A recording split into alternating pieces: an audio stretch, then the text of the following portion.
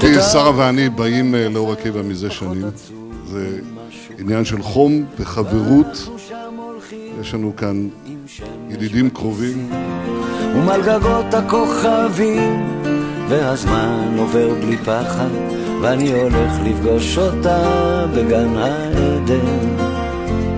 תתארו לכם קצת אושר, כי הוא כל כך נדיר כאן. עיר מגניבה בתוך החושך, ושנינו בסמיכה, והיא מלטפת אותי ואומרת לי מחר יקרה מה שרצית, ועם לאט השתקפויות של עצב ושמחה. הסיפור של אור עקיבא זה הסיפור של מדינת ישראל. עיירת פיתוח שהפכה להיות עיר ואם מפותחת במדינת ישראל. לפתע היא אמרה, אני עוד זוכר אותה, כמו בסערה. תתארו לכם אותי נופל לתוך זרועות ערה.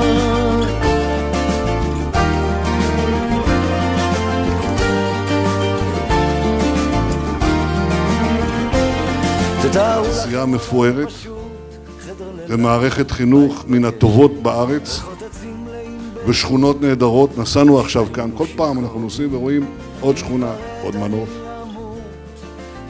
עוד פיתוח, בתים נהדרים, והלב מתרחב.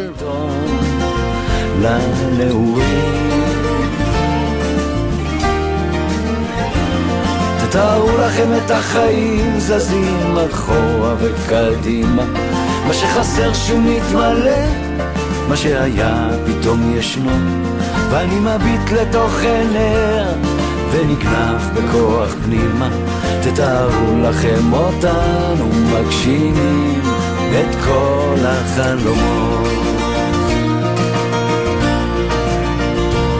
תתארו לכם באמצע יום יפה, שמיים עליכם, הערבה איתכם, כן ככה זה קרה. לאור עקיבא קורה משהו מעניין. אני לא רוצה להגיד כולם רוצים לבוא לאור עקיבא, אבל רבים רוצים לבוא לאור עקיבא. והסימן הכי ברור והכי מובהק להצלחה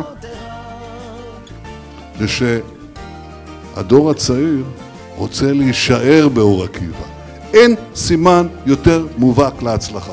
תתארו לכם עולם יפה, פחות עצוב ממשהו ככה, ואנחנו שם הולכים עם שמש בכיסים. תתארו לכם עולם יפה, עיר בתוך החושך, עולם פשוט. תתארו לכם קצת אושר,